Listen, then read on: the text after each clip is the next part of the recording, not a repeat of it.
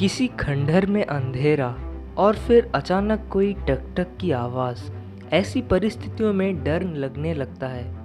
बदन में झुरझुरी सी होती है, लेकिन ये डर आता कहाँ से है? डर या भय, इसका सामना हर इंसान करता है। क्या वाकई कोई चीज़ हमें डराना चाहती है, या फिर मस्तिष्क भ्रम पैदा कर हमें असुरक्षित महसूस कराता है? असाधारण घटनाओं का वैज्ञानिक अध्ययन करने वाली पैरासाइकोलॉजी इसी डर का जवाब खोजने की कोशिश कर रही है। बकिंघमशायर न्यू यूनिवर्सिटी में मनोविज्ञान विभाग के प्रमुख डॉक्टर कायरन ओकीफ कहते हैं, पैरासाइकोलॉजिस्ट मुख्य रूप से 3 प्रकार की रिसर्च में शामिल है। पहला इलाका है विचित्र किस्म का आभास। इसमें टेलीपैथी, पहले से आभास होना या परोक्ष दर्शन जैसी चीज़ें आती है।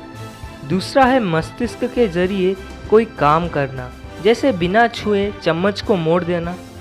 तीसरा है मृत्यु के बाद का संवाद, जैसे भूत प्रेत या आत्माओं से संवाद। असाधारण घटनाक्रम से जुड़े मनोविज्ञान को समझने के लिए वैज्ञानिक न्यूरोसाइंस की भी मदद ले रहे हैं। असामान्य परिस्थितियों में कई बार हमारी आंखें अलग ढंग से व्यवहार करती है। कम रोशनी में आँखों की रेटिनल रॉड कोशिकाएं सक्रिय हो जाती है और हल्का मुड़ा हुआ सा नज़ारा दिखाती है।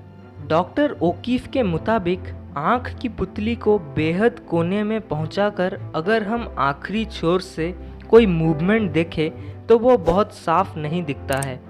डिटेल भी नज़र नहीं आती है, सिर्फ काला और सफ़ेद ही दिखता है। इसका मतलब साफ है कि रॉड कोशिकाएं रंग नहीं देख पा रही हैं।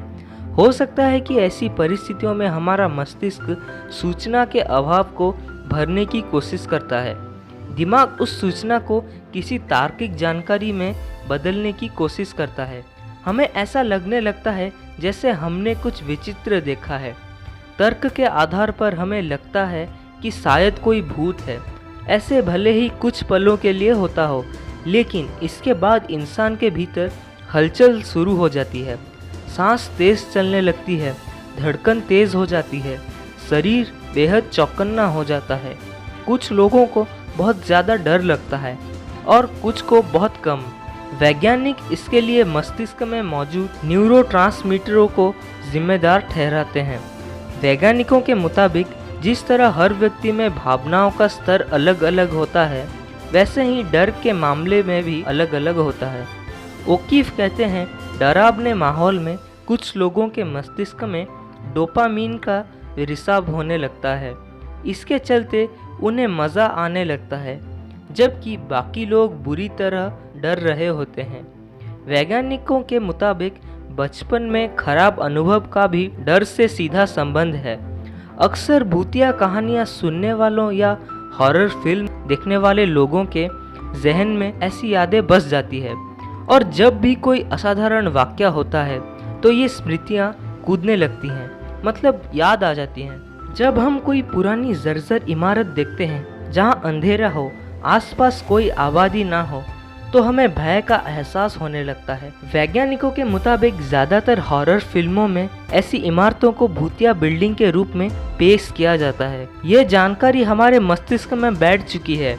ऐसी इमारत देखते ही हमारा मस्तिष्क हॉरर फिल्मों की स्मृति सामने रख देता है।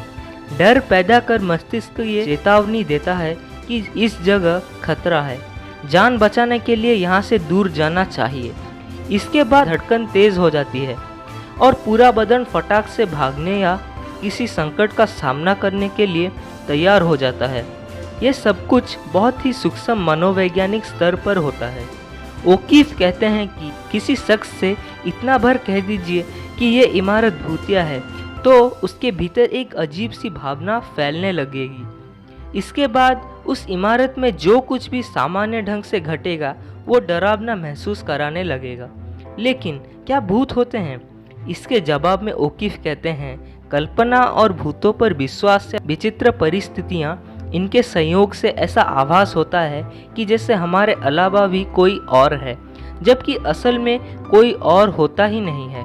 लेकिन किसी चीज़ को बिना छुए उसमें हलचल कर देना या फिर पूर्वाभास व टेलीपैथी जैसे वाक्य अब भी विज्ञान जगत को हैरान कर रहे हैं। ओकीफ जानते हैं कि मस्तिष्क की कुछ विलक्षण शक्तियाँ अब भी विज्ञान के दायरे से कोसों दूर है। तो दोस्तों, वीडियो अच्छी लगे तो लाइक शेयर एंड सब्सक्राइब ज़रूर कर देना। साथ ही बेल आइकन को प्रेस करना मत भूलिएगा। तो मिलते हैं दोस्तों नेक्स्ट वीडियो में, तब तक के लिए बाय।